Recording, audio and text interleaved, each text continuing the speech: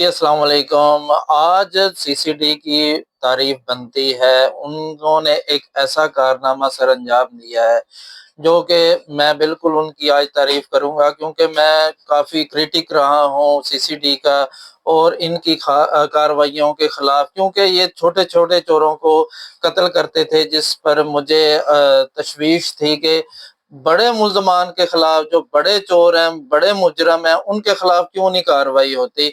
तो आज तीफी भट्ट, जो कि अपने साथियों की गोली से लगकर कत्ल हो चुका है, मारा गया है, जिसकी इत्तला आ रही है, सीसीडी अपनी कार्रवाई करते हुए उसे दुबई से के ज़रिए उसे गिरफ्तार किया गया। उसके बाद उसे पाकिस्तान लाया गया और जब वो कार्रवाई करते हुए लेकर आ रहे थे, को रास्ते में अपने साथियों की गोली से वो मारा गया।